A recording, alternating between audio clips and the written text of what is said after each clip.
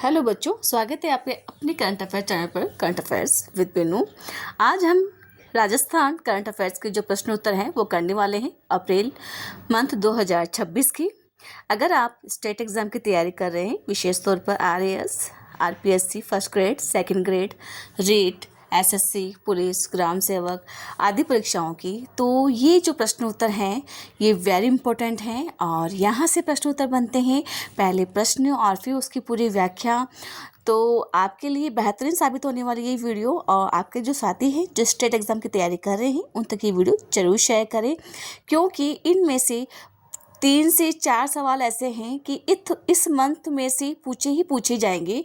आप एग्ज़ाम के अंदर जब पेपर आएगा तो उठा के देख लेना उस टाइम। और मैं तो ये चाहती हूँ आप वीडियो को लाइक और सब्सक्राइब करें। आइए देखते हैं ये प्रश्न उत्तर कहाँ से लिए गए हैं। ये देखिए आपके सामने अप्रैल 2026 अंतर्राष्ट्रीय जो क्रोनोलॉजी है वहाँ से जो करंट अफेयर्स के जो जीके के प्रश्न उत्तर बनते हैं वहाँ से लिए गए हैं। और ये प्रश्न उत्तर की जो सीरीज़ है ये मार्केट के अंदर आसानी से अवेलेबल है, तो प्लीज़ चैनल को लाइक और सब्सक्राइब ज़रूर करें। आइए देखते हैं इंपॉर्टेंट प्रश्न उत्तर के बारे में। नंबर 1 प्रश्न है, राजस्थान में राज्य स्तरीय उपभोक्ता सम्मेलन 2026 का आयोजन किस शहर में किया गया है? जोधपुर, जयपुर, उदयपुर, अजमेर। तो इसका आंसर होगा नंबर 2, जयपुर के अंदर राज्य स्तरीय जो उपभोक्ता सम्मेलन है 2026 का आयोजन किया गया है। आइए देखते हैं अगला इम्पोर्टेंट प्रश्न। वर्ष 2026 के उपभोक्ता सम्मेलन में मुख्य थीम क्या रखी गई थी? जागरूकता उपभोक्ता, सुरक्षित भारत, डिजिटल दौर में उपभोक्ता, सुरक्षित उत्पाद, आश्वस्त उपभोक्ता। नंबर 4 है जागरूक ग्राहक जागो। तो इसका आंसर होगा नंबर 3, सुरक्षित उत्पाद, आश्वस्त उपभोक्ता। यहाँ पर वर्ष 2026 में उपभोक्ता सम्मेलन की मुख्य थीम रखी गई थी। आइए इस प्रश्न की व्याख्या देखते हैं। राज्य स्तरीय उपभोक्ता सम्मेलन 2026 विश्व उपभोक्ता दिवस के अवसर पर 15 मार्च 2026 को जयपुर के कॉन्स्टिट्यूशन क्लब में राज्य स्तरीय सम्मेलन संपन्न हुआ था। थीम है जो इसकी यहाँ पर सुरक्षित उत्पाद, आश्वस्त उपभोक्ता रखा गया है। मुख्य जो संबोधन है उपभोक्ता मामले का जो मंत्री है सुमित गोदारा ने नकली ब्रांडों की बिक्री को एक बड़ी चुनौती बताते हुए उपभोक्ता अधिकारों के प्रति जागरूकता किया। तो बच्चों, कैसी लगी आपको ये जानकारी? प्लीज़ कमेंट में ज़रूर शेयर करें। इसमें से जितने भी प्रश्न उत्तर बनते हैं मैंने वो प्रश्न उत्तर बना दिए गए हैं और फिर उसकी पूरी व्याख्या, तो ये आपके लिए बेहतरीन साबित होने वाली है। एग्ज़ाम में 100% आएगा। आइए देखते हैं अगला इम्पोर्टेंट प्रश्न। जौहर श्रद्धांजलि समारोह 2026 का आयोजन कहाँ किया गया है? जयपुर, उदयपुर, चित्तौड़गढ़, अजमेर। तो इसका आंसर होगा नंबर 3, चित्तौड़गढ़ के अंदर जौहर यहाँ पर श्रद्धांजलि समारोह का आयोजन किया गया है। आइए देखते हैं अगला इम्पोर्टेंट प्रश्न। जौहर श्रद्धांजलि समारोह 2026 किस तिथि को आयोजित हुआ है? 15 जनवरी 2026, 15 मार्च 2026, नंबर 3 26 जनवरी 2026, नंबर 4 15 अगस्त 2026। तो इसका आंसर होगा नंबर 2, 15 मार्च 2026 को जौहर श्रद्धांजलि समारोह 2026 का आयोजन हुआ है। आइए इस प्रश्न की व्याख्या देखते हैं। जौहर श्रद्धांजलि समारोह 2026 शीर्षक जो है इसका जौहर श्रद्धांजलि समारोह जौहर मेला है इसका शीर्षक। तिथि है 15 मार्च 2026। स्थान है इनानी सिटी सेंटर ग्राउंड, यहाँ पर चित्तौड़गढ़ के अंदर है। मुख्य जो अतिथि है योगी आदित्यनाथ जो उत्तर प्रदेश के मुख्यमंत्री हैं। उद्देश्य अपने स्वाभिमान की रक्षा हेतु जौहर की अग्नि में जौहर की अग्नि के समीप होने वाली वीरांगनाओं को श्रद्धांजलि अर्पित करना इसका मुख्य उद्देश्य है।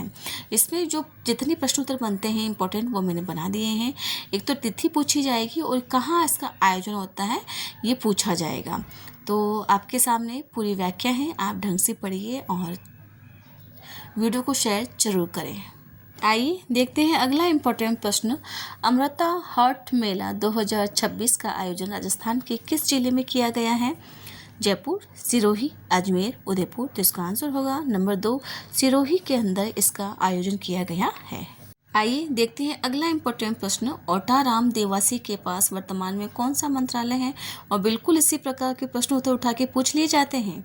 गृह मंत्रालय, ग्रामीण विकास एवं पंचायती राज राज्य मंत्री, शिक्षा मंत्रालय, वित्त मंत्रालय। तो इसका आंसर होगा नंबर 2, ग्रामीण विकास और पंचायती राज मंत्रालय ओटाराम देवासी के पास में है। आइए देखते हैं अगला इम्पोर्टेंट प्रश्न। अमृता हॉट मेले का मुख्य उद्देश्य क्या है? कृषि तकनीक का प्रदर्शन करना, महिला स्वयं सहायता समूह के उत्पादकों को मंच प्रदान करना और सशक्तिकरण को बढ़ावा देना, खेल कूद प्रतियोगिता आयोजित करना, वृक्षारोपण को बढ़ावा देना। तो इसका आंसर होगा नंबर 2, महिला स्वयं सहायता समूह के उत्पादकों को मंच प्रदान करना और सशक्तिकरण को बढ़ावा देना अमृता हॉट मेले का मुख्य उद्देश्य है। आइए इस प्रश्न की व्याख्या देखते हैं। सिरोही में अमृता हॉट मेला 2026 जो शीर्षक है अमृता हॉट मेला है।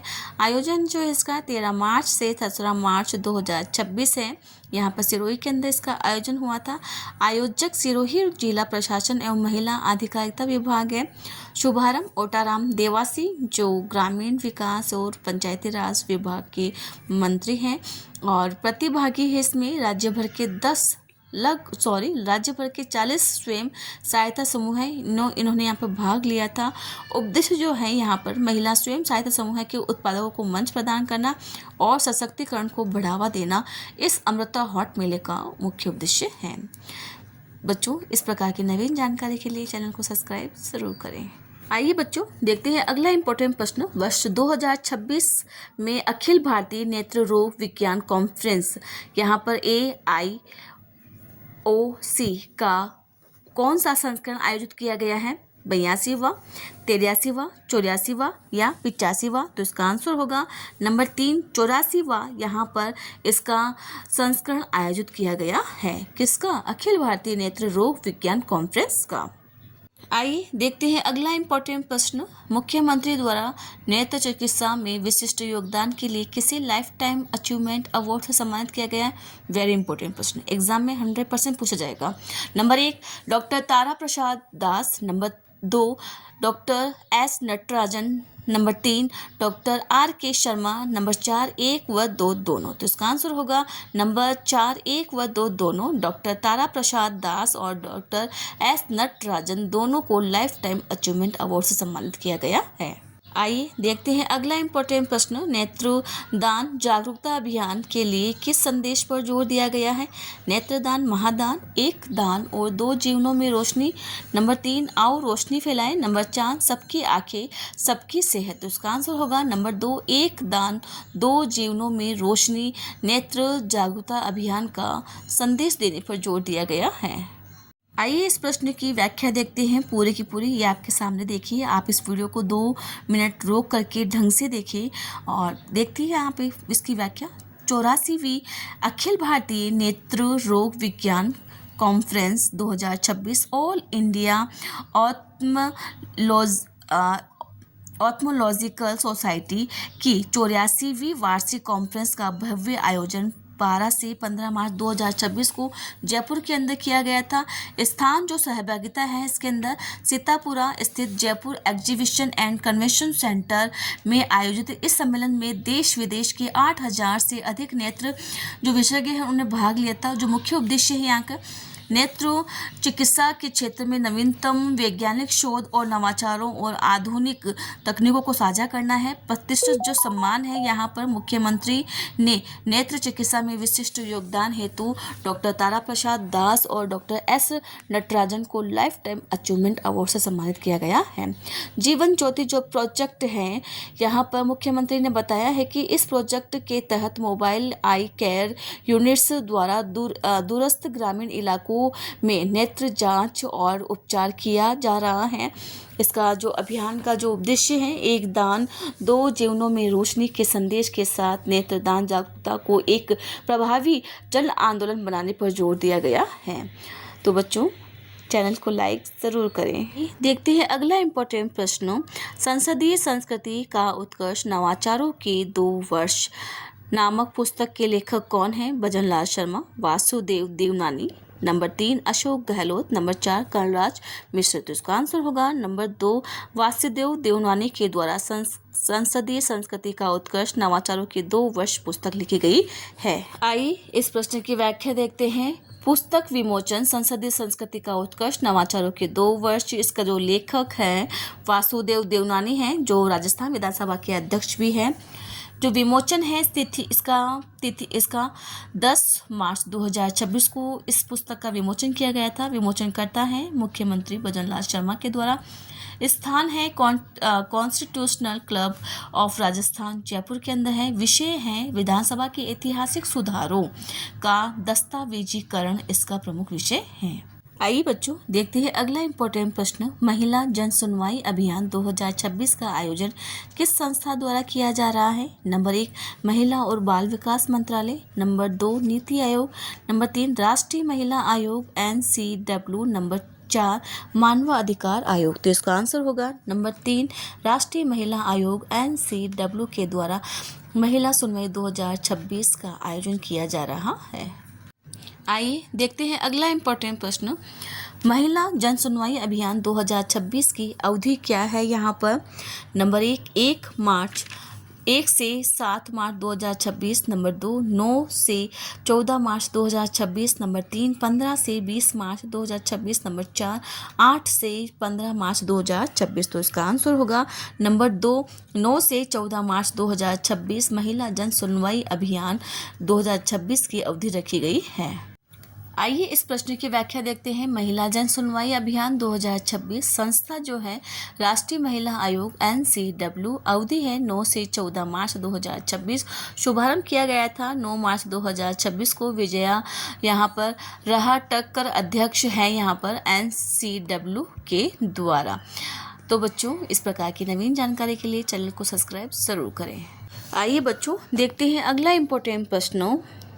मार्च 2026 में प्रभावित नई सामाजिक पेंशन की राशि कितनी है? नंबर 1 1000 रुपये, नंबर 2 1250 रुपये, नंबर 3 1450 रुपये, नंबर 4 1300 रुपये। तो इसका आंसर होगा नंबर 3 1450 रुपये। यहाँ पर नई सामाजिक पेंशन जो राशि है उसकी तय की गई है पेंशन राशि की। आइए बच्चों इस प्रश्न की व्याख्या देखते हैं। सामाजिक सुरक्षा पेंशन में वृद्धि, ताजा वृद्धि 1450 रुपये प्रति माह है। मार्च 2026 से प्रभावी रही है। पेंशन जो विकास है 1000 रुपये 2024 के अंदर था, वही बढ़कर 1150 रुपये है और फिर 2025 के अंदर 1250 रुपये कर दिए गए हैं और वही 1300 रुपये जनवरी 2026 के अंदर कर दिया गया है और 1450 रुपये यहाँ पर मार्च 2026 के अंदर प्रभावी हो गया है। कुल जो लाभ है विगत 2 वर्षों के अंदर यहाँ पर 450 रुपये की कुल वृद्धि हुई है। उद्देश्य है राज्य की जन कल्याणकारी नीतियों के तहत सामाजिक सुरक्षा सुदृढ़ करना, इसका उद्देश्य है। आइए देखते हैं अगला इम्पोर्टेंट प्रश्न। प्लास्टिक कचरा मुक्त अभियान 2026 का आयोजन किस मिशन के अंतर्गत किया गया है? स्वच्छ भारत मिशन शहरी, स्वच्छ भारत मिशन ग्रामीण, नंबर 3 पर्यावरण संरक्षण मिशन, नंबर 4 ग्रामीण विकास योजना। तो इसका आंसर होगा सीधा ये चर्चा के अंदर भी चल रहा है और इस प्रकार के प्रश्न उत्तर हमेशा एग्जाम के अंदर आते हैं। तो इसका आंसर होगा नंबर 2 स्वच्छ भारत मिशन ग्रामीण के तहत प्लास्टिक कचरा मुक्त अभियान 2026 का आयोजन किया गया है। आइए देखते हैं अगला इम्पोर्टेंट प्रश्न।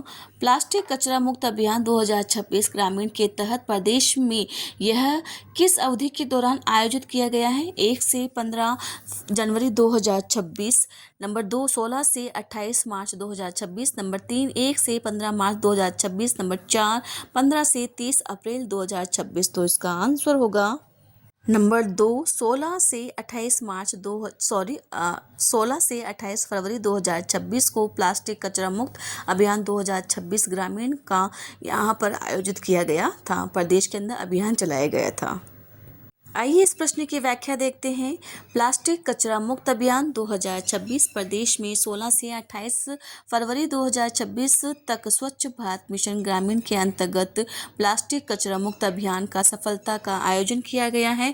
प्रमुख जो उद्देश्य है ग्रामीण क्षेत्रों में प्लास्टिक प्रदूषण को कम करना और पर्यावरण संरक्षण हेतु जन जागरूकता फैलाना है। सहभागिता है अभियान में राज्य भर में 18.61 लाख प्रतिभागियों ने हिस्सा लिया है। उपलब्धि है यहाँ पर 39,000 किलोग्राम प्लास्टिक का कचरा एकत्रित किया गया है। ये उपलब्धि हासिल करी है 39,000 प्लास्टिक का कचरा। और राजस्व है एकत्रित प्लास्टिक के वैज्ञानिक निस्तारण और रिसाइकलिंग के लिए लगभग 2 लाख का राजस्व भी अर्जित किया गया है। आइए बच्चों देखते हैं अगला इम्पोर्टेंट प्रश्न। जयपुर में महिला सम्मान समारोह और परिचर्चा में कुल कितने महिलाओं को सम्मानित किया गया है? 5 महिलाएं, 11 महिलाएं, 21 महिलाएं, 51 महिलाएं। तो इसका आंसर होगा नंबर 2, 11 महिलाओं को महिला सम्मान समारोह और परिचर्चा के अंदर यहाँ पर जयपुर के अंदर सम्मानित किया गया है। आइए इस प्रश्न की व्याख्या देखते हैं। जयपुर में महिला सम्मान समारोह और परिचर्चा, 11 महिलाएं सम्मानित। अंतर्राष्ट्रीय महिला दिवस के अवसर पर 8 मार्च 2026 को जयपुर के कॉन्स्टिट्यूशनल क्लब में महिला सम्मान समारोह और परिचर्चा का आयोजन किया गया था। आइए देखते हैं अगला इम्पोर्टेंट प्रश्न। बच्चों यहाँ पर जो प्रश्न की जो संख्या है वह आगे पीछे हो गई है, लेकिन जो व्याख्या है ये पूरी की पूरी बिल्कुल सही तरीके से है। तो आप प्रश्न की संख्या देख के कंफ्यूज ना हो। कुल 20 से 22 प्रश्न है, तो प्रश्न की संख्या उल्टी सुलटी हो सकती है, लेकिन व्याख्या और प्रश्न बिल्कुल सही है। देखते हैं अगला इम्पोर्टेंट प्रश्न। वृक्ष संरक्षण विधेयक लाने के पीछे राजस्थान सरकार का मुख्य उद्देश्य क्या रहा है? नंबर 1 है खेजड़ी जैसे महत्वपूर्ण वृक्षों, यहाँ वृक्षों नहीं है वृक्षों है, कि अवैध कटाई पर रोक। नंबर 2, हर प्रकार की भूमि पर बड़ा संरक्षण करने के लिए कठोर दंड लागू करना। नंबर 3, वर्तमान काश्तकारी कानून के सीमित प्रावधानों में सुधार करना। नंबर 4, उपयुक्त सभी। तो इसका आंसर होगा नंबर 4, उपयुक्त सभी इस वृक्ष संरक्षण लाने के पीछे रीजन था। आइए देखते हैं अगला इम्पोर्टेंट प्रश्न। वृक्ष संरक्षण, यहाँ वर्ष नहीं है बच्चों, वृक्ष है। संरक्षण विधेयक 2026 के लिए गठित उच्च स्तरीय समिति की प्रथम बैठक कब आयोजित की गई थी? 1 जनवरी 2026, 15 अगस्त 2025, 9 मार्च 2026 या 26 जनवरी 2026। तो इसका आंसर होगा नंबर 3, 9 मार्च 2026 को वृक्ष संरक्षण विधेयक लाने के लिए उच्च स्तरीय प्रथम बैठक आयोजित की गई थी। आइए इस प्रश्न की व्याख्या देखते हैं। वृक्ष संरक्षण विधेयक उच्च स्तरीय समिति का गठन। राजस्थान सरकार ने खेजड़ी जैसे महत्वपूर्ण वृक्षों के अवैध कटाव को रोकने और उनके संरक्षण हेतु एक कड़े ये वृक्ष संरक्षण विधेयक के रूप का प्रारूप तैयार करने के लिए उच्च स्तरीय समिति का गठन किया गया था। समिति का जो अध्यक्ष है जोगाराम पटेल को रखा गया था। सदस्य हैं वन मंत्री संजय शर्मा और राजस्व मंत्री हेमंत मीणा। बैठक यहाँ पर प्रथम जो बैठक है 9 मार्च 2026 को आयोजित की गई थी। उसका जो उद्देश्य है वर्तमान में लागू काश्तकारी कानून के सीमित प्रावधानों के स्थान पर अब हर प्रकार की भूमि में वृक्ष संरक्षण के लिए कठोर दंड और नियम लागू करना इसका प्रमुख उद्देश्य है। ये देखते हैं अगला इम्पोर्टेंट प्रश्न। म्हारो पावन चित्तौड़ यहाँ पर अभियान किससे संबंधित है? नंबर 1 शिक्षा, नंबर 2 स्वच्छता और सौंदर्यीकरण, नंबर 3 स्वास्थ्य, नंबर 4 कृषि। तो इसका आंसर होगा नंबर 2 स्वच्छता और सौंदर्यीकरण से म्हारो पावन चित्तौड़ अभियान संबंधित है। आइए देखते हैं अगला इम्पोर्टेंट प्रश्न। म्हारो पावन चित्तौड़गढ़ यहाँ पर अभियान कब आयोजित किया गया है? नंबर 1 5 मार्च 2026, नंबर 2 6 मार्च 2026, नंबर 3 7 मार्च 2026, नंबर 4 8 मार्च 2026। तो इसका आंसर होगा 7 मार्च 2026 को म्हारो पावन चित्तौड़ अभियान का आयोजन किया गया है। इस प्रश्न की व्याख्या देखते हैं। म्हारो पावन चित्तौड़ अभियान स्वच्छता और सौंदर्यीकरण चित्तौड़ को स्वच्छ और आकर्षक बनाने हेतु जिला प्रशासन और नगर परिषद द्वारा एक विशेष अभियान संचालित किया जा रहा है। यह आयोजन जो है 7 मार्च 2026 को शहर के कुंभा नगर वार्ड 15 में आयोजित अभियान में नगरीय विकास मंत्री झाबर सिंह खर्रा ने हिस्सा लिया था। तो बच्चों किस प्रकार की आपको ये जानकारी लगी प्लीज़ कमेंट में ज़रूर शेयर करें। आइए देखते हैं अगला इम्पोर्टेंट प्रश्न। लीलाधारी महादेव पशु मेला 2026 का आयोजन किस जिले में हुआ है? बाड़मेर, सिरोही, जैसलमेर, पाली। तो इसका आंसर होगा नंबर 2 सिरोही के अंदर लीलाधारी महादेव पशु मेला 2026 का आयोजन हुआ है।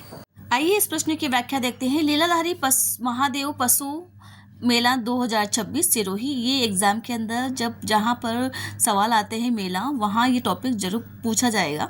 सिरोही जिले के मंडार रेवदार में वार्षिक लीलाधारी महादेव पशु मेले का भव्य आयोजन संपन्न हुआ है। इसका जो आयोजन है 7 से 11 मार्च 2026 तक किया गया है। आयोजक है सिरोही जिला प्रशासन और पशुपालन विभाग के संयुक्त तत्वाधान के अंदर इसका आयोजन हुआ था। प्रतियोगिताएं हैं मेले के दौरान ऊंट, ऊंटनी, अश्व और अन्य पशुओं की विभिन्न प्रतियोगिताएं आकर्षण का केंद्र रही।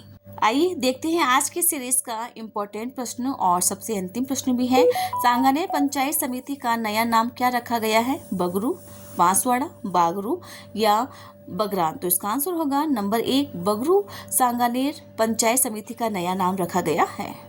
आइए देखते हैं व्याख्या। सांगानेर पंचायत समिति अब कहलाएगी बगरू। राजस्थान सरकार ने प्रशासनिक सफलता हेतु सांगानेर पंचायत समिति का नया नाम और मुख्यालय में परिवर्तन करने का निर्णय लिया गया है। नाम परिवर्तन विधिक जो प्रक्रिया के माध्यम से अब इसे बगरू पंचायत समिति के नाम से जाना जाएगा। मुख्यालय है, इसका आधिकारिक मुख्यालय भी अब बगरू विधान सभा क्षेत्र में स्थापित किया जाएगा। आधिकारिक जो सूचना है पंचायती राज मंत्री मदन दिलावर ने 5 मार्च 2026 को विधानसभा के अंदर इसकी पुष्टि की है। तो बच्चों, कैसे लगी आपको ये जानकारी? प्लीज़ कमेंट में ज़रूर शेयर करें और इस प्रकार की नवीन जानकारी के लिए चैनल को सब्सक्राइब ज़रूर करें। आपके जो साथी हैं जो स्टेट एग्ज़ाम की तैयारी कर रहे हैं, जो RPSC first grade, second grade, REET, इन सभी के आपके जो दोस्त हैं उन तक ज़रूर शेयर करें ताकि उनको भी इस वीडियो के माध्यम से लाभ मिल सके। Thank you.